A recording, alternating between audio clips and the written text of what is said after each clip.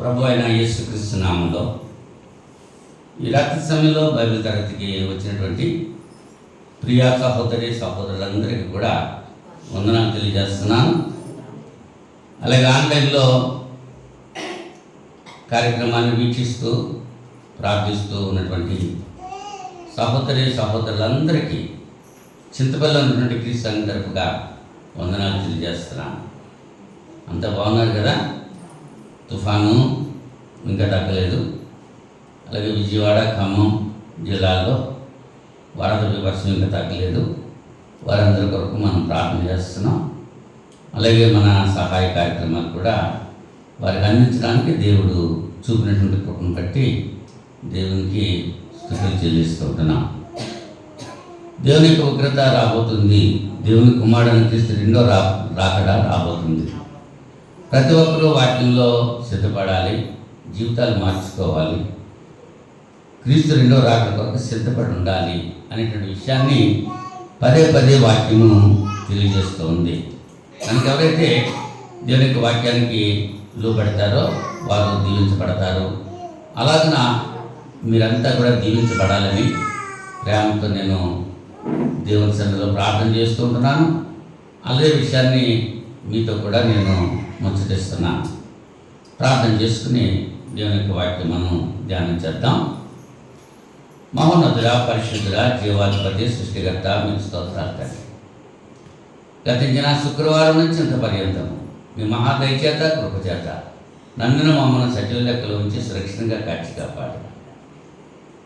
నాయనా, ఈ రాత్రి సమయంలో ప్రియులైన మీ బిడ్డలతో కలిసి ప్రార్థించడానికి ఇచ్చిన అవకాశాన్ని బట్టి కృతజ్ఞతలు తెలియజేస్తూ ఉంటున్నాను. ఇదిగా ప్రపంచవ్యాప్తంగా ఏ ప్రాంతాల్లో ఆయన తరగతులు నిర్వహిస్తున్నారో ఆయా ప్రదేశాల్లో మీ కృపను నడిపించమని మనం చేస్తున్నాం. అలాగే ప్రకటన సమయంలో జరిగినటువంటి బైబిల్ తరగతులన్నింటిలో కూడా మీ కృప చూపు నడిపించినందుకు కృతజ్ఞతలు తెలియజేసుకుంటున్నాను. ఈ సమయంలో తరగతి ప్రారంభించడానికి ముందుగా బిడ్డల కొరకు చేస్తున్న విజ్ఞాపన మీరు ఆలకిస్తారని ప్రార్థన చేస్తున్నాను. విజయవాడ, ఖమ్మం ఆ ప్రాంతాల్లో వరద బాధితులందరి కొరకు ప్రార్థన చేసుకుంటున్నాం.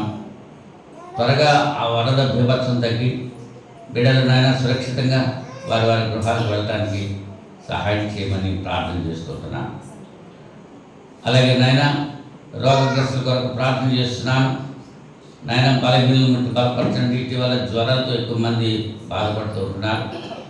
నాయన, ప్రతి జ్వర పీడితుల కొరకు ప్రార్థన చేస్తున్నాను. ప్రత్యేకించి సహోదరుడు రొక్కాల నాగబుచ్చి, తాడేపల్లిగూడెం క్రీస్తు సంఘ సువార్థికుడు, ఆ కుటుంబం అంతా కూడా ఇటీవల మరి జ్వరాలతో ఇబ్బంది పడ్డారు. వాళ్ళందరి కొరకు ప్రార్థన చేస్తున్నాను. త్వరగా కోలుకొని మీ సన్నిధిలో కృతజ్ఞతలు చెల్లించడానికి సహాయం చేయమని ప్రార్థన చేస్తున్నాను. అలాగే గర్భిణీ స్త్రీలందరి కొరకు ప్రార్థన చేస్తున్నాను. తగిన కాలం ముందు సులువైన ప్రసవం దయచేస్తారని ప్రత్యేకించి నాయన కుమార్తె ప్రియాంక కొరకు ప్రార్థన చేస్తున్నాను. నాయన, బిడ్డకు కావాల్సిన ఆరోగ్యం ఇచ్చి స్వస్థపరిచి తగిన కాలం ముందు సులువైన ప్రసవం ఇస్తారని మిశ్రలో విజ్ఞాపన చేస్తున్నాను. బలహీనుల కొరకు ప్రార్థన చేస్తున్నాను. నాయన, కుమార్తె సలోమి కొరకు ప్రార్థన చేస్తున్నాను. నాయన, బిడ్డ జీవితంలో మీకు ఉద్దేశాలు ఏమిటో మీరు నెరవేర్చుకోండి. బిడ్డ కొరకు ప్రత్యేకంగా ప్రార్థన చేస్తున్నట్టుగా సహాయం చేయాలి. అలాగే ప్రయాణికులందరి కొరకు ప్రార్థన చేస్తున్నాను. ప్రత్యేకించి కుమార్తె నీలావతి కొరకు ప్రార్థన చేస్తున్నాను. రేపటి దినాన్ని బిడ్డ ప్రయాణించి వెళ్ళడానికి సంసిద్ధత కలిగి ఉంటుండగా క్షేమకరమైన ప్రయాణం బిడ్డకు దయచేయమని ప్రార్థన చేసుకుంటున్నాను. అలాగే ఇంకెవరెవరు ఈ అవసరత కలిగి మీ సన్నిధిలో ప్రార్థన కోరుతున్నారో వారందరి కొరకు ప్రార్థన చేస్తున్నాను. ఈ సమయంలో వాక్య భాగంలోకి వస్తున్నాను.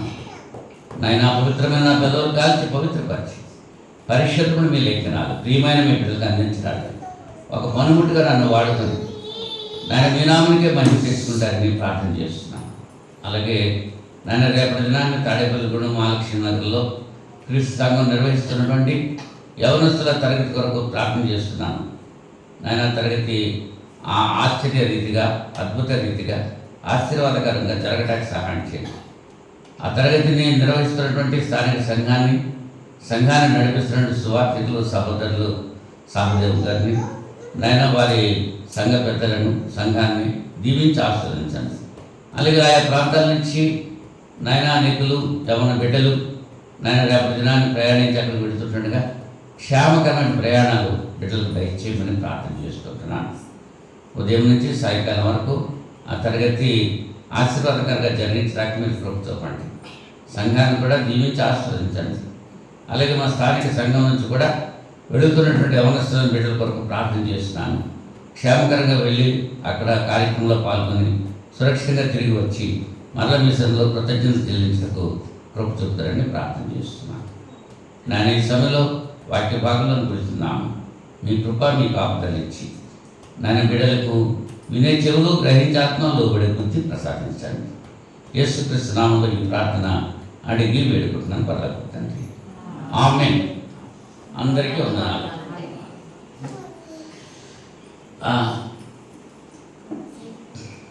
గత వారం మనం ఏం చెప్పుకున్నాం?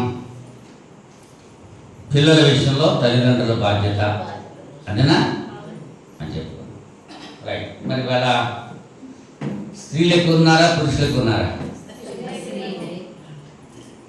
స్త్రీలు ఎక్కువగా ఉన్నారు కదా. స్త్రీల గురించి ఓ పాఠం మీకు చెప్పాలనేటువంటి ఆశ నేను కలిగి ఉంటున్నా. అవునా? స్త్రీ మరి రాజులు 2వ గ్రంథం 4వ అధ్యాయం 8వ వచనం 9వ వచనం 10వ వచనం. రాజులు 2వ గ్రంథం 4వ అధ్యాయం 8 నుంచి 10 వచనాలు చదువుతున్నాను. ఒక దినమందు ఎలీషా షూనేము పట్టణమునకు పోగా అచ్చట గనురాలైన ఒక స్త్రీ భోజనమునకు రమ్మని అతని బలవంతం చేసింది కనుక అతడు ఆ మార్గమున వచ్చినప్పుడల్లా ఆమె ఇంట భోజనం చేయించి వచ్చింది. కాగా ఆమె తన పెనిమిటిని చూచి, మన యొద్దకు వచ్చుచూ పోవచ్చు ఉన్నవాడు భక్తిగల దైవజనుడని నేను ఎరుగుదును, కావున మనము అతనికి గోడ మీద ఒక చిన్న గది కట్టించి అందులో అతని కొరకు మంచము, బల్ల, పీట, దీపస్తంభము ఉంచుతాము. అతడు మన యొద్దకు వచ్చినప్పుడు ఎల్లా అందులో బస చేయవచ్చును అని చెప్పాను. దేవుడితో వాటిని దీవించును గాక. నేను ప్రశ్న వేస్తాను, మీరు సమాధానం చెప్పాలి. ఈ వాక్య భాగం తెలియని వారు ఎవరున్నారు? తెలియని వారు ఎవరైనా ఉన్నారా? అందరికీ తెలుసు. అవునా? షూనేము పట్టణంలో గనురాలు అని ఒక స్త్రీ.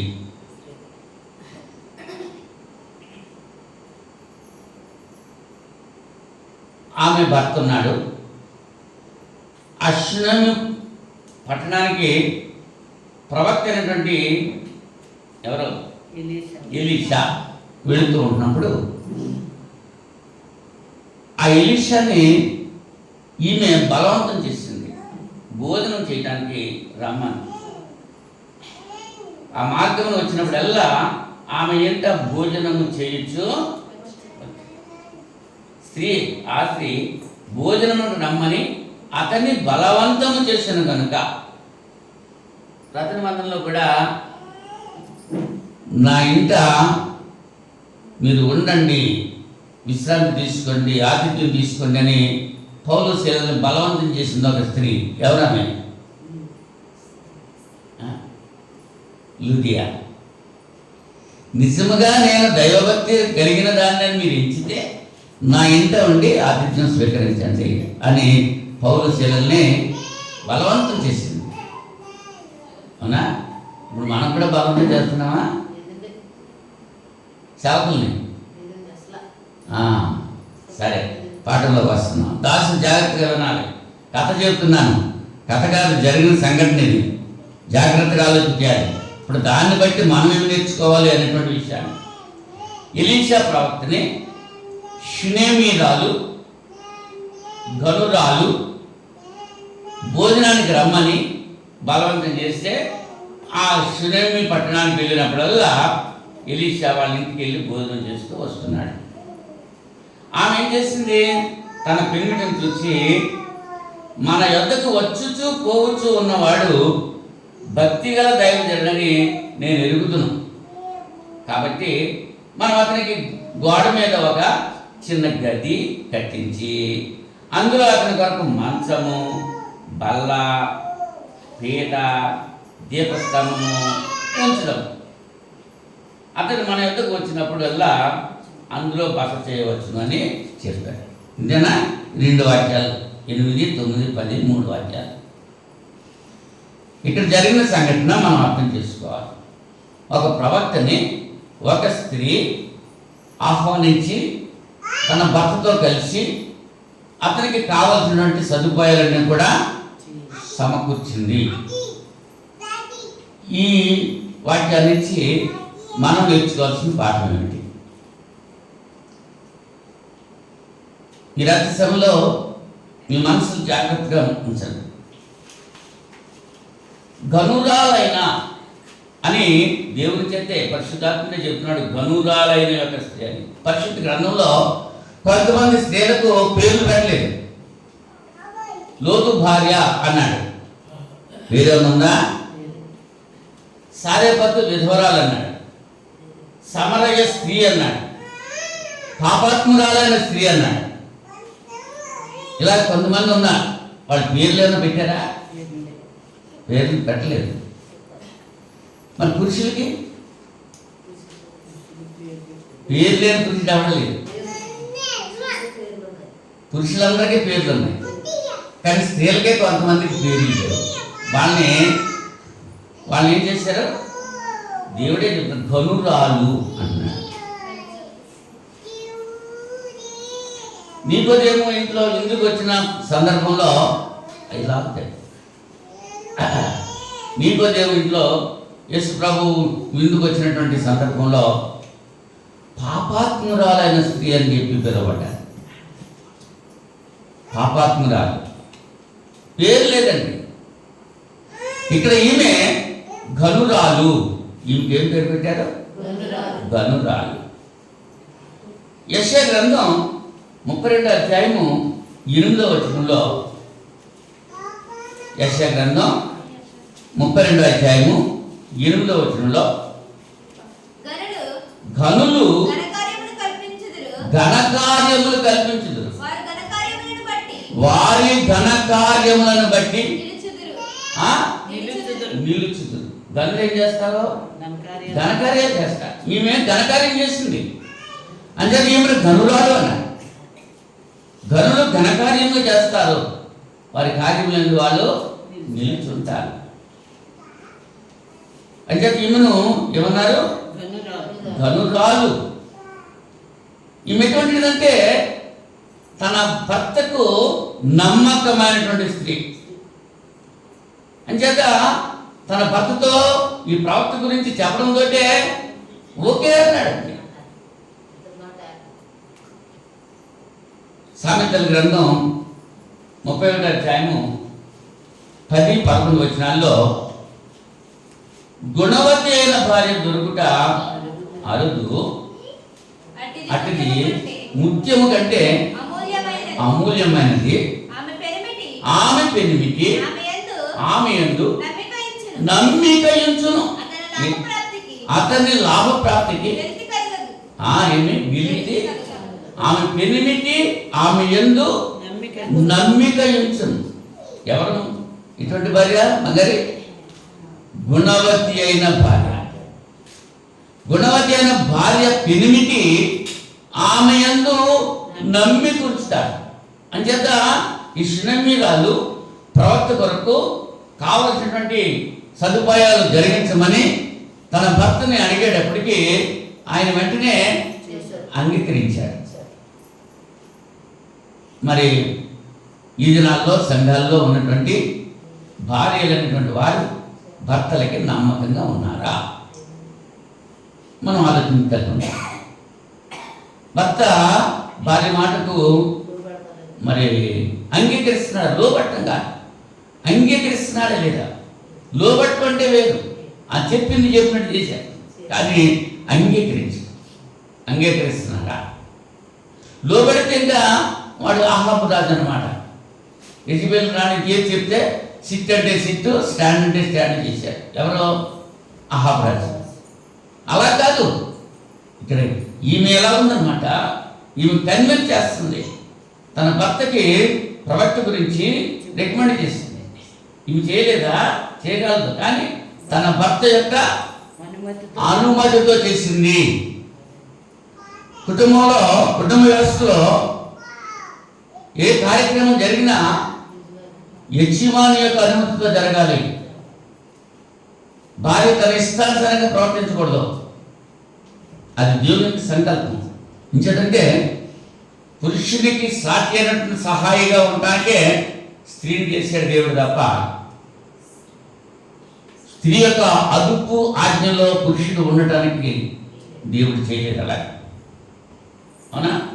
ఈమె ఎటువంటిదంటే ఆధ్యాత్మికమైనటువంటి విషయాల్లో భర్త కంటే ఎక్కువగా ఫాస్ట్గా ఉంది. ఈమె ఆధ్యాత్మిక విషయాలు అణుకు కలిగినటువంటిది. అవును, అణుకు కలిగింది కాబట్టి తన మాట భర్త వింటున్నాడు.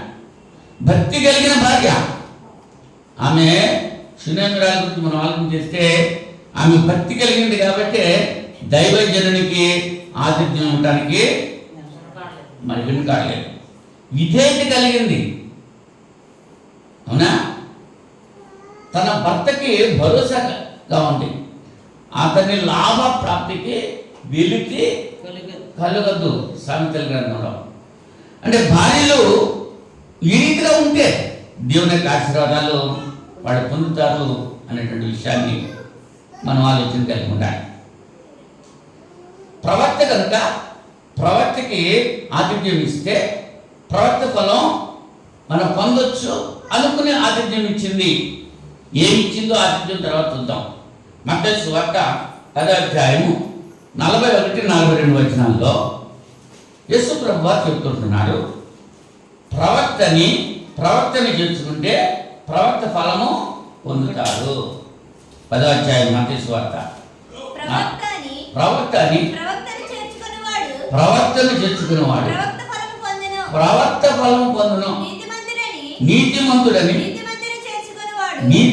చేర్చుకునేవాడు నీతిమంతుని ఫలం పొందును. ఎవరు చెప్తున్నారు ఈ మాటలు? యేసు ప్రభువే చెప్తున్నారు. ప్రవక్తని చేర్చుకున్న కనుక ఆమె ప్రవక్త ఫలము పొందింది. అవునా?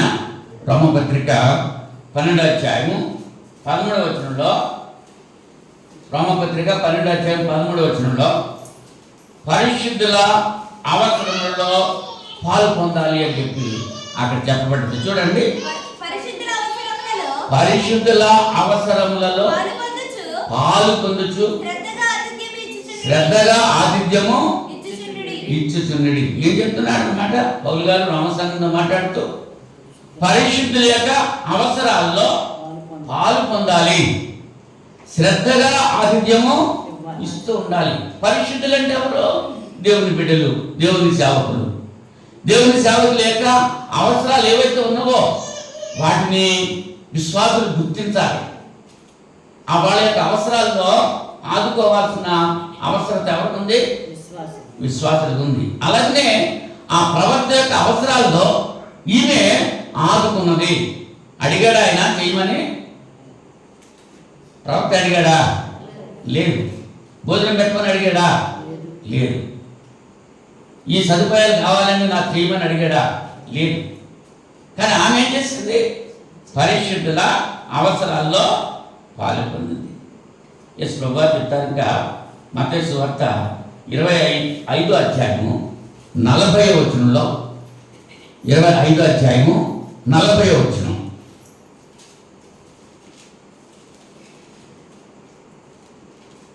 తీలేకపోతున్నారే చెప్పనే. మిక్కిలి అల్పులైన వీరిలో ఒకనికైనను మీరు ఇలాగ చేయలేదు కనుక నాకు చేయలేదని అంటే అంత్య తీర్పు జరిగే సందర్భంలో మిక్కిలి అల్పులైన అంటే నువ్వెప్పుడు ఆకలి కొని వచ్చావు, ఆహారం పెట్టలేదు, వస్త్రాలు లేకుండా ఎప్పుడు వచ్చావు, వస్త్రాలు లేవు, ఇవన్నీ అడుగుతూ ఉంటే యేసు ప్రభువు వారు వాళ్ళతో చెప్తున్నారు. ఏ పక్కన ఉన్న వాళ్ళతోటి? కుడి ప్రక్కన ఎడం ప్రక్కన? ఎడం ప్రక్కన ఉన్న వాళ్ళతో చెప్తున్నాడు అనమాట. మిక్కిలి అల్పులైన ఈ సహోదరులో మీరు చేయలేదు కాదు పట్టి అంటున్నాడు, చేస్తే మీరు పొందారు. అవునా? ఈ గంధురాలు, ఈ షునేమీరాలు ప్రవక్త ఎలీషాకి చేసింది మీరు పొందింది. ఎబ్రీ పత్రిక 10వ అధ్యాయము 24వ వచనంలో కూడా పౌలు గారు చెప్తుంటున్నారు, ఏం చేయాలన్నారు? సత్కార్యము చేయాలి అంటున్నారు. ఎబ్రీ పత్రిక 10వ అధ్యాయం 24వ వచనం. కొందరు ఎబ్రీ సంఘంలో, చింతపల్లి క్రీస్తు సంఘంలో కూడా కొందరు మానుకొనుతున్నట్టుగా సమాజముగా పుట్ట మానక ఒకరినొకడు హెచ్చరించుచు. ఆ దినం ఏ దినము? ఆదివారం, ఆరాధనా దినం. ఆదివారం సమీపించే కొలది మీరు చూసిన కొలది మరి ఎక్కువగా అలాగ చేయొచ్చు. ప్రేమ చూపుటకును సత్కార్యములు చేయుటకును ఒకరినొకరు పురికొల్పు. అంటే క్రైస్తవులు ఏం చేయాలి? సత్కార్యాలు చేయాలి, ఒకరినొకరు పురికొల్పుకోవాలి. ఈ షునేమీరాల్ని ఎవరు పురికొల్పారు? ఆమె క్రైస్తవ యుగానికి చెందిందా? ధర్మశాస్త్ర యుగానికి చెందిందా? ధర్మశాస్త్ర యుగానికి చెందిందా అని ఆమె అప్పుడే ఏం చేస్తుంది? సత్కార్యం చేయడం ప్రారంభించింది. మరి మనం క్రైస్తవ యుగంలో ఉన్నట్టు మనం సత్కార్యాలు చేస్తున్నారా? కొందరు మానుకొనుతున్నట్లుగా సమాజంగా ఓటు మానొద్దు. ఏంటి అంటే మానుతున్నారు కాబట్టి. ఏమంటే ఎబ్రీ సంఘంలో మానేరు, చింతపల్లి క్రీస్తు సంఘంలో మారితే వచ్చేసింది ఏంటి అని అడుగుతున్నారా నన్ను? మానిన వారికి సంగతి మానినట్టే ఉంటుంది. అవునా? చేసిన వారే పొందుతారు మీరు, చేయని వారు ఎలా పొందుతారు? అంచేత వాళ్ళకి హెచ్చరికిస్తున్నాడు. ఏ ఒక్కరు నశించుకోవడం దేవుడికి ఇష్టం లేక పరిశుద్ధాత్మ ద్వారా, వాక్యం ద్వారా హెచ్చరిక చేస్తున్నాడు. కొందరు మానేస్తున్నారు. అలా మీరు మానొద్దు. ఆ దినం సమీపించే కొలది. ఏ దినం అది? పునరుత్థాన దినము సమీపించే కొలది ఒకరినొకరు హెచ్చరిక చేసుకోవాలి, ఒకరినొకరు పురికొల్పుకోవాలి, ప్రేమ చూపుతూ ఉండాలి, సత్కార్యాలు చేస్తూ ఉండాలి. మత్తయి సువార్త 5వ అధ్యాయము 16వ వచనంలో అంటే షునేమీరాలు చేసింది సత్కార్యమా దుష్కార్యమా? సత్కార్యమే చేసింది. యేసు ప్రభువు చెప్తున్నారు మత్తయి సువార్త 5వ అధ్యాయం 16వ వచనంలో, మనుష్యుడు మీ సత్క్రియలను చూచి పరలోకమందున మీ తండ్రిని మహిమపరచినట్లు వారి ఎదుట, ఎవరి ఎదుట? మనుషుల ఎదుట మీ వెలుగు ప్రకాశింపనేది. అవునా? మీ సత్క్రియలు చూసి ఎవరిని మహిమపరచాలి?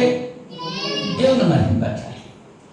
షునేమీరాలు సత్క్రియ చేసింది, ఎవరికి వచ్చింది మహిమ? దేవునికి వచ్చింది మహిమ.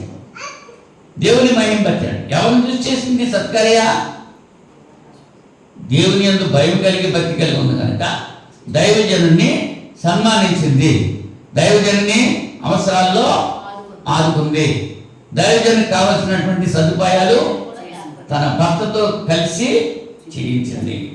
లూకా సువార్త 8వ అధ్యాయము 3వ వచనంలో కొందరు ఆస్తి కలిగినటువంటి వారు వారికి కలిగినటువంటి తమకు కలిగిన ఆస్తితో ఉపచారం చేసినట్లుగా కనపడుతుంది. ఇక్కడ వీరును ఇతరులు అనేకులను తమకు కలిగిన ఆస్తితో ఎవరికి? వారికి యేసు ప్రభుకి, యేసు ప్రభుతో ఉన్నటువంటి వారందరికీ కూడా తమకు కలిగిన ఆస్తితో ఉపచారము చేయించు వచ్చారు. ఈ షునేమీరాలు తనకు ఉన్నటువంటి ఆస్తితో చేసిందా?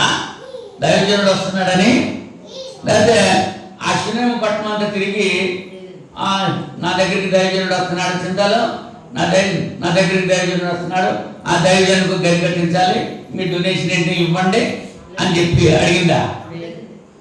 ఏం చేసింది? ఇలా దేవుడి పని చేయాలంటే ఏం చేస్తున్నారు? మేము మీటింగ్ పెట్టుకుంటున్నాం, లేకపోతే మేము చర్చి బిల్డింగ్ కట్టుకుంటున్నాం, అవునా, మీ డొనేషన్స్ ఇవ్వండి అని ఊరు తిరుగుతున్నారు. ఆటోలో వేసుకు వెళ్ళిపోతున్నారు ఆయన, ఇంటింటికి తిరిగేస్తున్నారు. ఇక్కడ ఏం చేశారు వీళ్ళు ఆదిమ సంఘంలో? తమకు కలిగిన ఆశతో ఉపచారము చేశారు. పేతురు మొదటి పత్రిక 4వ అధ్యాయము, పేతురు మొదటి పత్రిక 4వ అధ్యాయము 9, 10 వచనాలు. చింతలో నువ్వు బైబిల్ తీసి చదువు. సణుగు కొనకుండా ఒకరికొకడు ఆతిథ్యం చేసేటప్పుడు ఎలా చేయాలన్నమాట? సణుక్కోకూడదు. ఆతిథ్యం చేసేటప్పుడు ఇష్టపూర్వకంగా చేయాలి. దైవజనునికి ఆతిథ్యం, దైవజనుని పని చేయటం, దైవజనునికి సహకరించడం ఇష్టపూర్వకంగా చేయాలి. అంతేగాని సణుక్కోకుండా చేయకూడదు, సణుగుతూ చేయకూడదు. పౌలు గారు, పేతురు గారు అదే సంఘానికి ఇచ్చారు. ఆతిథ్యము చేసేటప్పుడు సణుక్కోకూడదు. శూన్యమీరాలు సణుక్కుందా? లేదు. ఈవేళ సణుక్కునే వాళ్ళు ఎక్కువ మంది ఉన్నారు. అయ్యి బాబు ఎంతమంది, ఎంత తినేస్తున్నారండి, ఎంతమంది వచ్చేసారండి, వీళ్ళందరికీ ఎక్కడ చేసి పెట్టాలి, ఇటువంటి సణుకులు వస్తున్నాయా లేదా? అవి ఉండకూడదు. దేవుని ప్రజలకు, దేవుని బిడ్డలకు ఆతిథ్యం ఇచ్చేటప్పుడు సణుక్కోకుండా సంశయించకుండా సమస్త కార్యాలు చేయాల్సిన అవసరత ఉంది. అయితే ఇక్కడ మళ్ళా శూన్యమీరాల దగ్గరకు వస్తాం. ఈమె దైవజనుల కొరకు తన భర్తను అడిగింది. ఎన్ని అడిగింది?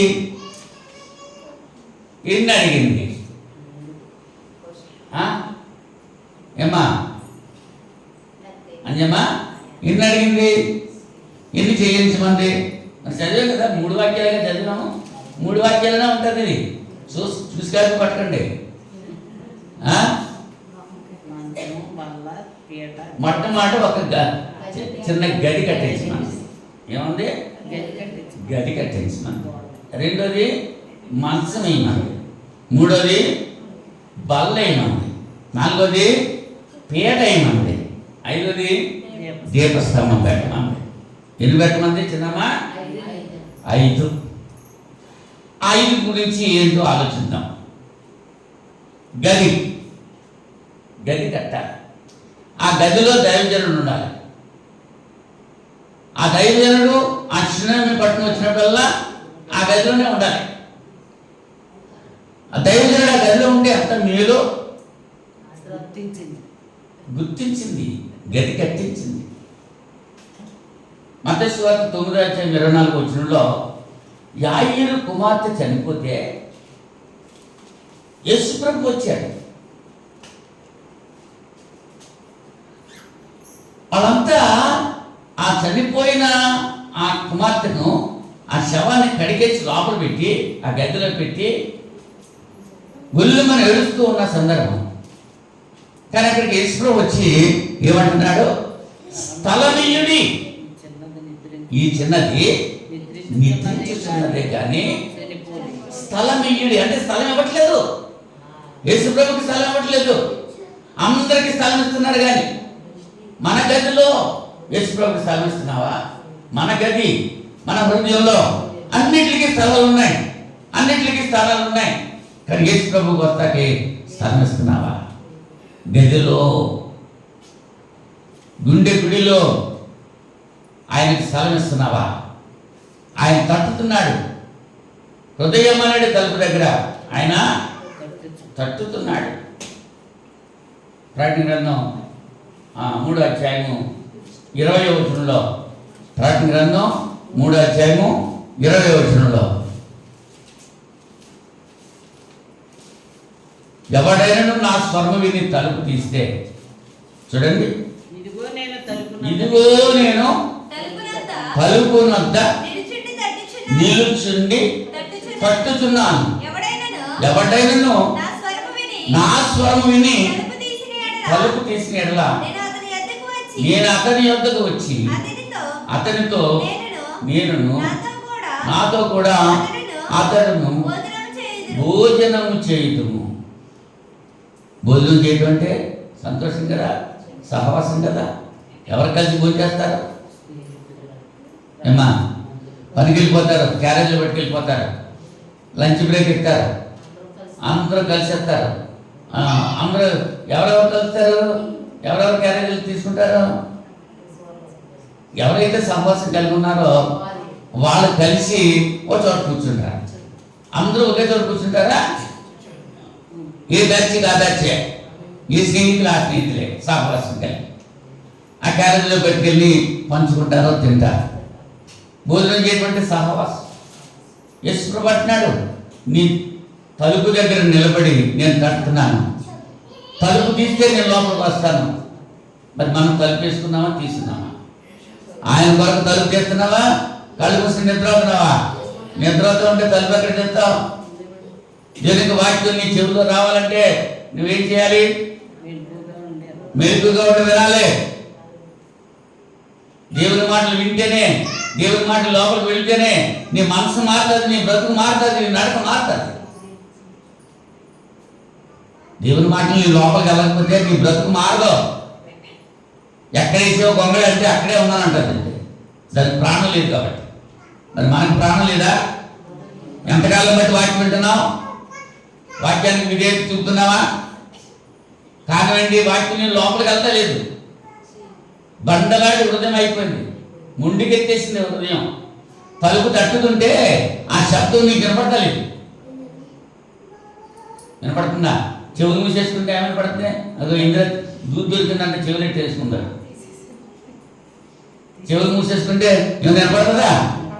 వినపడదు. మరి కళ్ళే మూసేసుకుంటున్నావు. దేవుని మాట జీవపు పాట వినాలి. వినడం వల్ల విశ్వాసం కలుగుతుంది. ఎవరైతే తలుపు దగ్గర తట్టుతా అన్నారో, క్రీస్తు ప్రభు తట్టుకుంటే తలుపు తీస్తారో వాళ్ళతో కలిసి భోజనం చేస్తారంటున్నాడు. అవునా? గది. యేసు ప్రభు గదిలోకి వస్తే, యేసు ప్రభు నీ మధ్యలోకి వస్తే నీకు మేలు కలుగుతుంది.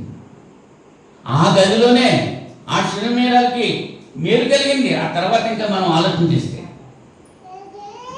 తన కుమారుడు చనిపోతే ఆ గదిలోనే ఆ మంచం మీదే పన్నెండు పెట్టి ఆ ప్రవక్త దగ్గరికి వెళ్తుంది. వచ్చి ఆ ప్రవక్త ఏం చేశాడు? ఆ బిడ్డను బ్రతికించాడు. బ్రతికించాడా లేదా? యోహాను సువార్త 11వ అధ్యాయము 21వ వచనంలో మరియా మార్తల కుటుంబం బేతనీలో, అక్కడ మార్త అంటున్న మాట, యేసు ప్రభు లాజరు చనిపోయాడు, సమాధి చేసేసారు, చనిపోక ముందే నీ స్నేహితుడు కాయిలా పడ్డాడు అని చెప్పి వర్తమానం పంపారు. వీళ్ళు అనుకున్నారు వెంటనే ఈ వర్తమానం వెంటనే యేసు ప్రభు వచ్చేసి బాగు చేసేస్తాడు లాజర్ని అని అనుకున్నారు. కానీ వర్తమానం వెంటనే ఆయన ఆగిపోయాడు. సమీప గ్రామంలోనే ఉన్నాడు, తొందరగానే రావచ్చు. కానీ వర్తమానం విన్న తర్వాత ఆగిపోయాడు. ఆయన లాజరు రోగిగా ఉన్నాడని వర్తమానం వెంటనే ఆయన వెంటనే బయలుదేరలా. ఆయన చనిపోయాడు, లాజరు సమాధి చేసేసారు. 3 రోజులు దాటేసింది. అప్పుడు వచ్చారు అక్కడ. అప్పుడు అంటుంది మార్త, ఏమంటుంది 21వ వచనంలో? మార్త యేసుతో, ప్రభువా నీవు అక్కడ మా గదిలో, మా ఇంట్లో నువ్వు ఉండిన ఎడల నా సహోదరుడు నువ్వు లేని మూలాన నా తమ్ముడు చచ్చిపోయాడంట. యేసు మన ఇంట్లో ఉంటే మనకి అశుభాలు ఉండవు, శుభాలే జరుగుతాయి. యేసును మన ఇంట్లో చేర్చుకోవాలి. యేసును మన ఇంట్లో చేర్చుకోవాలి. మార్త అంటుంది, నువ్వు నా ఇంట్లో ఉంటే నా తమ్ముడు చనిపోకుండా ఉండును అని చెప్పాడు. అవునా? గది. గది యొక్క ప్రాముఖ్యత గురించి చెప్పారు. గది తర్వాత ఏంటి? మాంసం. మాంసం మీద ఎవరు పడుకుంటారు? సహవాసం కలిగిన వారు పడుకుంటారా? సహవాసం లేని వారు పడుకుంటారా? అమ్మా, సహవాసం కలిగిన వారు. స్నేహితులను అబ్బే చిన్నప్పటి నుంచి మేము ఒక మంచంలోనే తిని ఓ మంచంలోనే పడుకున్నాం అంటారు. అంటే మంచం సహవాసానికి సాదృశ్యం. అబ్రాహాము దేవుని స్నేహితుడిగా పిలువబడ్డాడు, దేవునితో సహవాసం కలుగున్నాడు. మరి మన సహవాసం ఎవరితో ఉంది? మనం ఆలోచన చేసుకోవాలి. దినవృత్తాంతాలు 2వ గ్రంథం 20వ అధ్యాయం 7వ వచనం రెండో దినవృత్తాంతాలు 20 అధ్యాయము 7వ వచనంలో తీసి గబగా చదవాలి. దినవృత్తాంతాలు 2వ గ్రంథం. నీ జనులైన ఇశ్రాయేలు ఎదుట నుండి నీ జనులైన ఇశ్రాయేలీయుల ఎదుట నుండి ఈ దేశపు కాపరస్తులను తోలివేసి ఆ ఈ దేశపు కాపరస్తులను తోలివేసి నీ దేశపు కాపురస్తులను తోలివేసి నీ స్నేహితుడైన అబ్రాము యొక్క సంతతికి ఏంటి నీ స్నేహితుడైన అబ్రహాము యొక్క సంతతి. అంటే అబ్రహాం ఎవరికి స్నేహితుడు? దేవునికి స్నేహితుడు. అబ్రహాం ఎవరితో సహవాసం కలిగి ఉన్నాడు? దేవుడితో సహవాసం కలిగి ఉన్నాడు. మరి మన సహవాసం ఎవరితో ఉంది? పోస్కోలతో ఉంది. పోస్కోలు మాటలు మాట్లాడతాం. అన్యుడితో సహవాసం. క్రైస్తవుడికి సహవాసము అన్యుడితో సహవాసం ఉంటే వీల్లేదు అని చెప్పి పాడైపోతున్నాడు. అబ్రాహాము సహవాసం ఎవరితో? దేవుడు చెప్తున్నాడు. అబ్రాహాము దేవుని యొక్క స్నేహితుడు. యాకోబు పత్రిక 2వ అధ్యాయము 23వ వచనంలో యాకోబు పత్రిక 2వ అధ్యాయం. కాబట్టి అబ్రహాము దేవుని నమ్మెను, అది అతనికి నీతిగా ఎంచబడెను. అను లేఖనము నెరవేర్చబడెను మరియు దేవుని స్నేహితుడని అతనికి పేరు కలిగేను. ఎవరికి? అబ్రహాం. ఎవరి స్నేహితుడంట? మరి మనం ఎవరి స్నేహితులు? మనం ఎవరికి స్నేహితులు? సాతానికి స్నేహితులుగా ఉన్నావా? లోకానికి స్నేహితులుగా ఉన్నావా? అబ్రహాం అయితే దేవునికి స్నేహితుడు, దేవునితో సహవాసం కలిగి ఉన్నాడు. మోషే కూడా దేవునితో సహవాసం కలిగి ఉన్నాడు. నిర్గమకాండం 33వ అధ్యాయము 11వ వచనంలో, నిర్గమకాండం 33వ అధ్యాయము 11వ వచనం.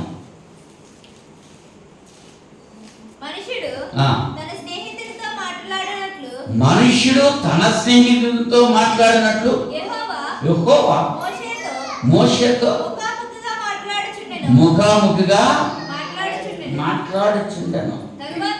చూసారా? మోషేతో దేవుడు ఎవరు? మనుషులు తన స్నేహితులతో మాట్లాడినట్లుగా.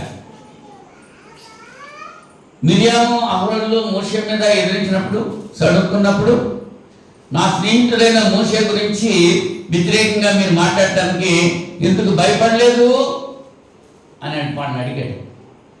మిరియాము నచ్చట తెల్లటి కృష్ణ వచ్చిందా లేదా? దేవుని సేవకుని మీద వ్యతిరేకమైన మాటలు మాట్లాడేటువంటి వారికి అటువంటి శిక్షలే వస్తూ ఉంటాయి.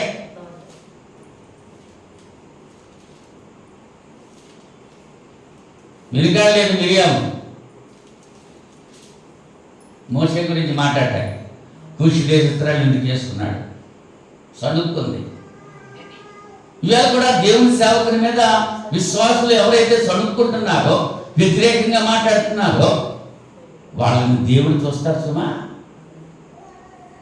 తెల్లటి కుష్ఠరోగం వచ్చింది మిరియాముకి. 7 రోజులు పాళెమంతా, ఆ ప్రయాణం అంతా ఇజ్రాయెల్ ప్రయాణం ఆగిపోయింది. ఒక్క దాని గురించి మొత్తం ఇజ్రాయెల్ అందరి ప్రయాణము 7 రోజులు ఆగిపోయింది. ఈవేళ సంఘంలో అటువంటి విషపు నాట్లు ఎవరైనా ఉంటే ఇప్పుడైనా సర్దుకోండి. సేవకుని గురించి వ్యతిరేకంగా మాట్లాడకూడదు. వ్యతిరేకంగా మాట్లాడితే వాళ్ళకి ఏమొస్తుంది? శాపాలే వస్తాయి. అనుభవిస్తున్నారు ఒక పక్క నుంచి. మళ్ళీ బయటొచ్చు మళ్ళీ ఏమీ లేదనుకుంటున్నాడు. ఆలోచన కలిగి ఉన్నాం. మనసము సహవాసానికి సాధ్యం. మూడోది ఏంటి? బల్ల. ఏంటమ్మా? మొదటిది ఏంటి? గది. రెండోది ఏంటి?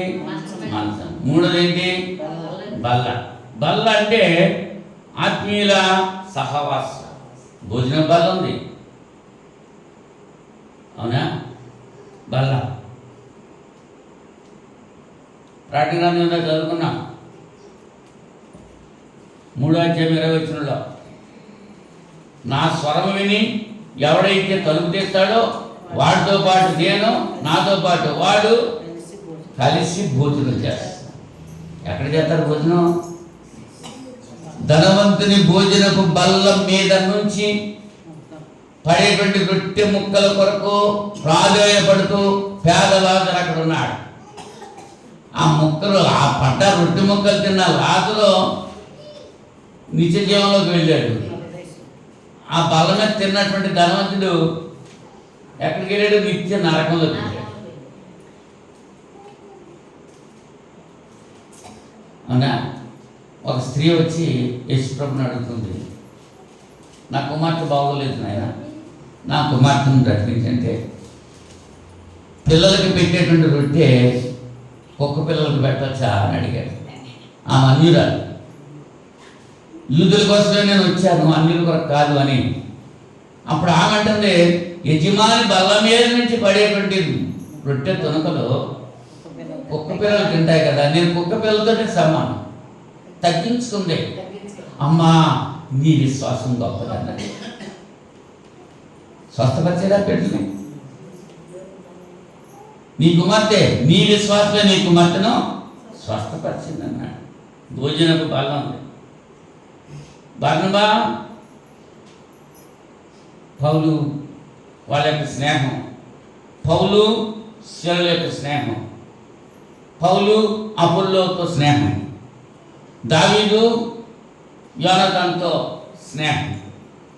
వాళ్ళ స్నేహానికి సాదృశ్యం ఎటువంటి స్నేహం అయ్యి?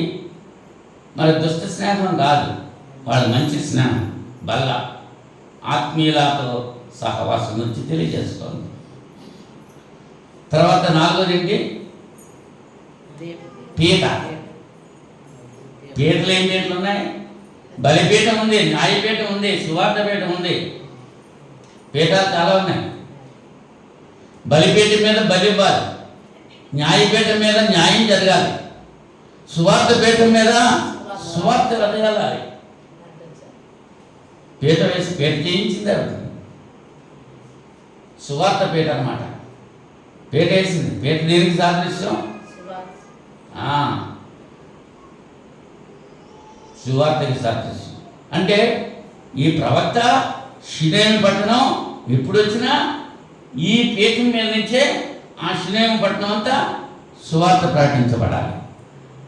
యేసుప్రభు వారు కూడా 70 మంది శిష్యులు పంపినప్పుడు, మీరు ఏ గ్రామంలో ప్రవేశిస్తారో ఆ గ్రామంలో యోగ్యమైనటువంటి ఇల్లు మీరు చూసి ఆ ఇంటికే వెళ్ళండి, ఆ ఇంటింటా తిరగద్దు, ఆ ఇంటి దగ్గర నుంచే సువార్త వెళ్ళాలి. నీ ఇంటి దగ్గర నుంచి సువార్త వెళ్తుందా?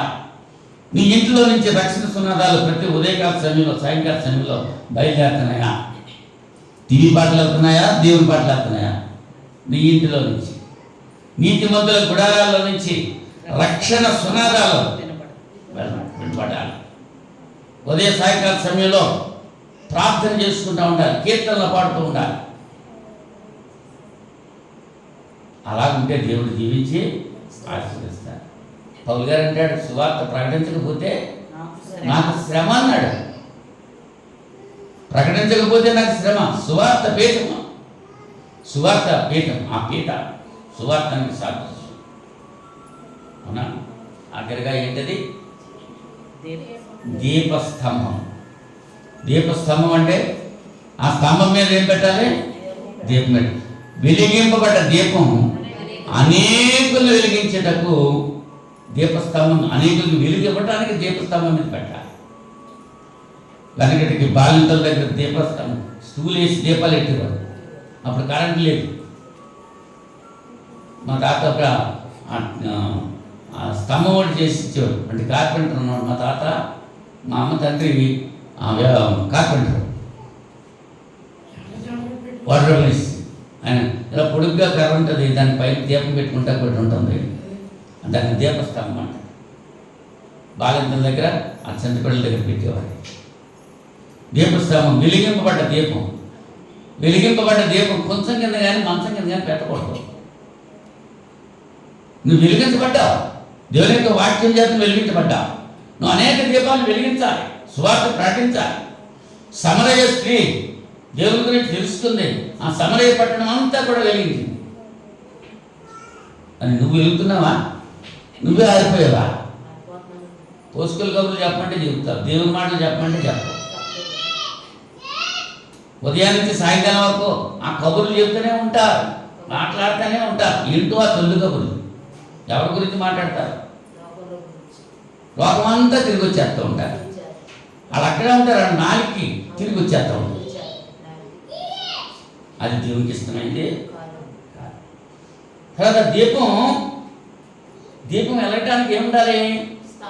నూనె ఉండాలి. స్తంభం మీద పెడతావు, నూనె వెలగా. దీపం వెలగాలంటే ఏముండాలి? నూనె ఉండాలి. పెళ్లికి పిలువబడ్డ కన్యకలు 10 మందిలో 5 బుద్ధి లేని కన్యకలు. వాళ్ళ దీపాలు ఏమవుతున్నాయి? ఆరిపోయినాయి. ఇంచేత తైలం లేదు అక్కడ. నూనె ఆత్మిక సాదృశ్యం, పరిశుద్ధాత్మిక సాదృశ్యం. బుద్ధి లేని కన్యకల దీపాలు, దివిటీలు ఆరిపోయినాయి. ఈ రాత్రి సమయంలో మరి నీ దీపం ఆరిపోతుందా? వెలుగుతుందా? దీపం ఆరకూడదు. ఢిల్లీలో గాంధీ గారి సమాధి ఉంది. అక్కడ పెద్ద కాకడ ఎప్పుడు వెలుగుతూనే ఉంటుంది. నూనె వేస్తూనే ఉంటారు. అట్లా ఘాట్లు ఉంటారు. అట్లా వెలుగుతూనే ఉంటారు. గాంధీ గారి సమాధి నేను వెళ్ళినప్పుడు చూసి వచ్చాను. ఎప్పుడు వెలుగుతూనే ఉంటుంది ఆ కాకడ. ఎప్పుడు నుంచి వెలుగుతుందో ఆ నూనె వేస్తూ ఉంటారు. అలాగా మన దీపాలు వెలుగుతున్నాయా, ఆరిపోతున్నాయా? ప్రవక్త గదిలో దీపస్తంభాన్ని పెట్టమంది. సామెతల గ్రంథం 20 అధ్యాయము 27వ వచనంలో, సామెతల గ్రంథం 20 అధ్యాయము 27వ వచనంలో, నరుని ఆత్మ యెహోవా పెట్టిన దీపము, అది అంతరంగములన్నీ నరుని ఆత్మ. నీలో నాలో ఉన్నట్టు ఆత్మ ఎవరు పెట్టారు? యెహోవా పెట్టిన దీపం. అని చేత చనిపోయిన వాళ్ళ దగ్గర అన్యులు ఏం చేస్తూ ఉంటారు? తల దగ్గర దీపం పెట్టేస్తారు. ఈ దీపం వెళ్ళిపోయింది అని చేత ఆ దీపం పెట్టాలి. అన్యులు పెడతారు, రైతులు పెడతారు. వెంకట్రావు చనిపోయినప్పుడు పెట్టాలి దీపం అన్నాడు. నేను అలాంటి ఏం పెట్టకూడదు అన్నాను. నా మీద తిట్టుకున్నాడు. వెళ్ళిపోయిందిగా దీపం, ఎక్కడ వస్తుంది? అక్కడ క్రైస్తవుడు అయ్యుండి అన్యులు స్త్రీలు మాంతాలు ఇవాళ చాలా మంది ఉన్నారు అలాగా.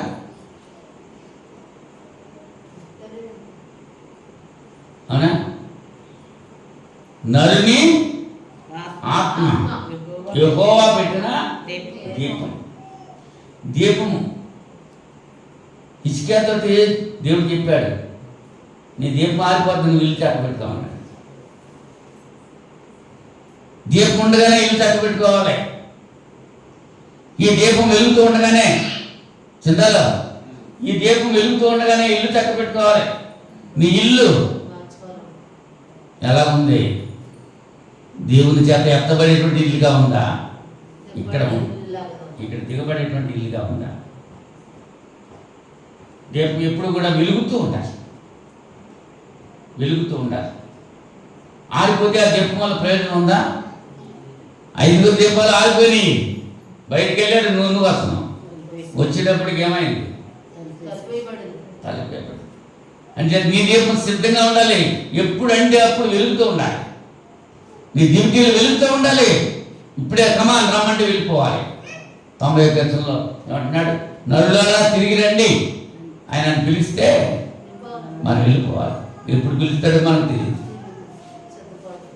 ఎక్కడికి వెళ్తావు? నిత్య జీవంలోకి వెళ్తావా, నిత్య నాశనంకి వెళ్తావా?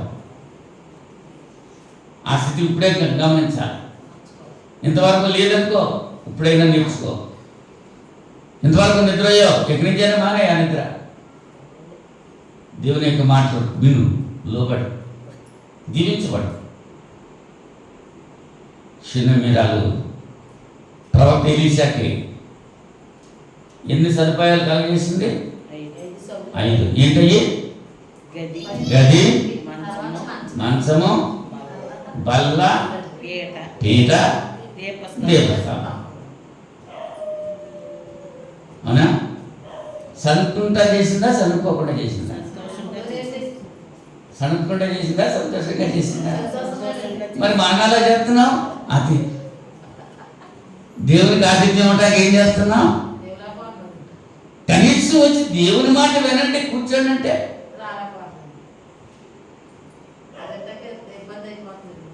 ప్రవక్త అడిగాడా, నేను మీ ఇంట్లో ఉంటానమ్మా నాకు గది కట్టించని అడిగాడా? లేదే.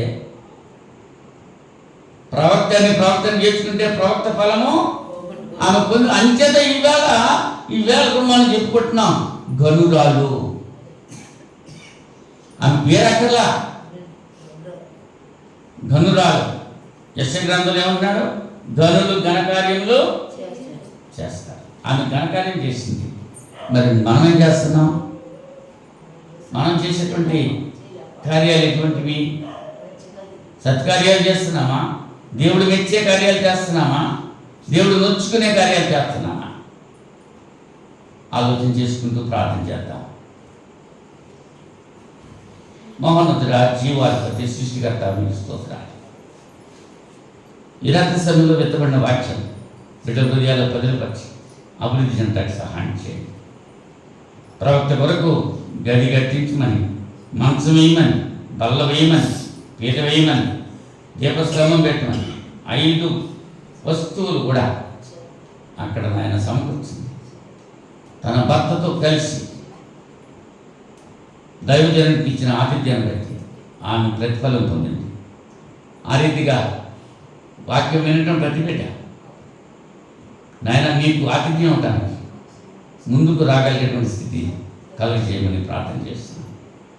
నా నామకారికి ఇన్నటి చన్నీళ్ళు ఇస్తే దాని ఫలం మీరు పోగొట్టుకోరని చెప్పి మీ కుమారుని తీసుకెళ్ళిన మాట ఈ సమయంలో జ్ఞాపకం చేసుకుంటున్నాం.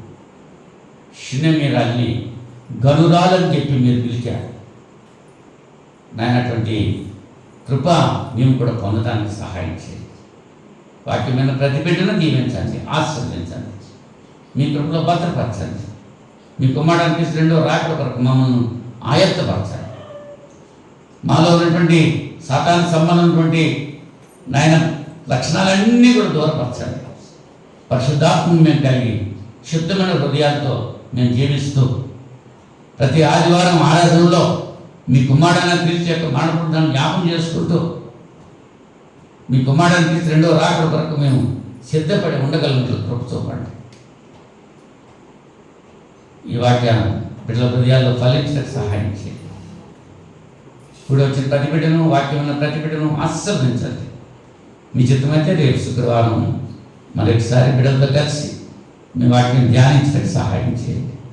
క్రీస్తు యేసు నామములో ఈ ప్రార్థన అడిగి వేడుకుంటున్నాను పరలోకపు తండ్రి. ఆమేన్. ఆమేన్. అందరికీ వందనాలు.